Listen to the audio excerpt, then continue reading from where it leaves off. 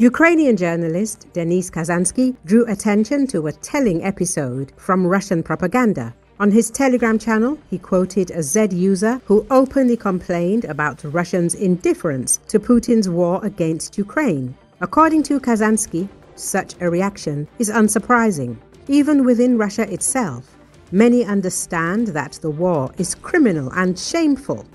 Therefore, participating in it or publicly supporting it is shameful for most. He noted that if the war were a just and defensive one, the public perception would be completely different. The Z-propagandist himself, in his channel Pioneer Zapasa, writes that casualties among civilians and soldiers are accumulating day after day, while civilians remain indifferent in the fourth year of the so-called SVO. He complains that about 80% of Russians continue to live their normal lives, going shopping, making plans for the future, and relaxing in cafes as if the war doesn't exist. According to Kazansky, such confessions once again confirm that Russian society does not perceive the Kremlin-imposed war as its own. Most prefer to distance themselves, and Putin's propagandists' pompous calls for unity and work with hands and minds fall on deaf ears. In fact, even supporters of the war acknowledge that Russia is waging it without mass popular support. This makes the propaganda machine vulnerable, and claims of national unity are empty words.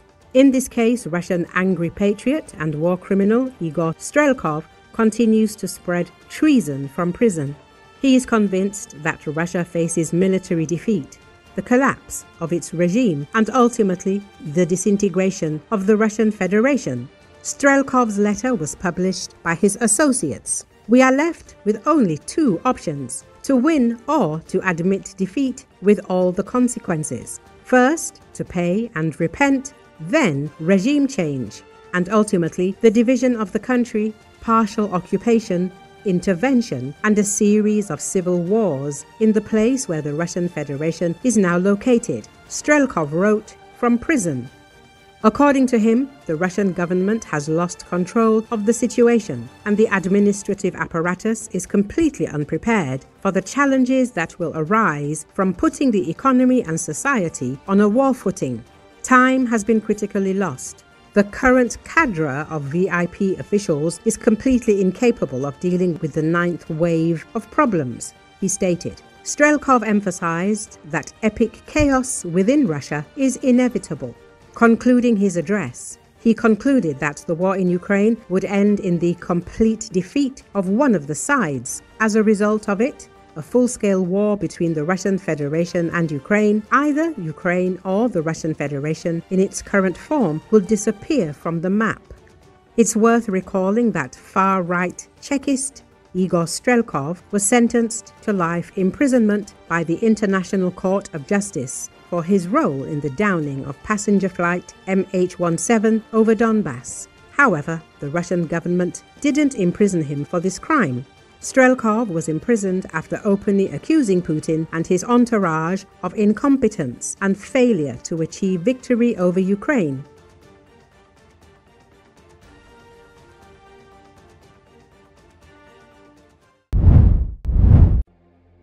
Typhoon Matmo strengthened ahead of making landfall on Sunday in China, prompting the government to evacuate some 347,000 people from the southern provinces of Guangdong and Hainan.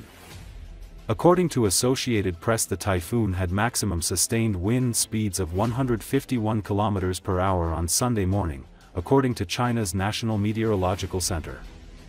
It hit Zhangjiang in Guangdong around mid-afternoon on Sunday. The weather authority issued a red-level typhoon warning, the highest in its system. Hainan, which is also in the pathway of the storm, cancelled flights and shut down public transport and businesses starting Saturday in preparation for the storm.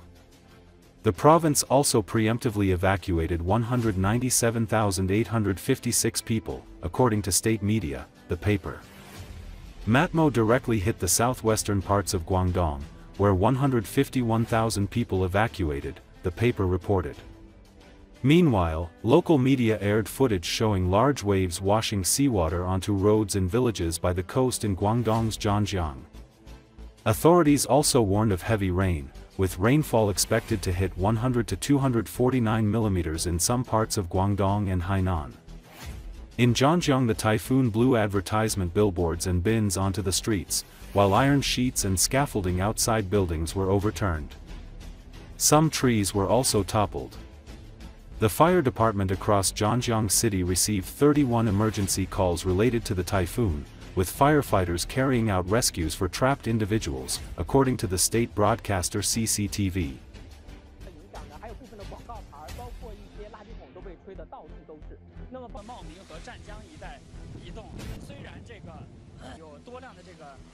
多种的这个树木呢，都是我们看到有一半已经完全被折断了，现在掉落了下来。受影响，它原本外面还有一些黑色的网，现在很多都已经这个台风的影响呢，能够明显的感觉到一方面有一些铁皮直接被扭曲，然后被风吹的四处的散落。那此外呢，包括这里有很多的这个种植园有一些种植业，那么一些农业用房，有的像一些基座搭设，因为是水泥结构，直接被台风把房顶吹飞了，还有一些这种钢铁的这些支架呢也被吹翻。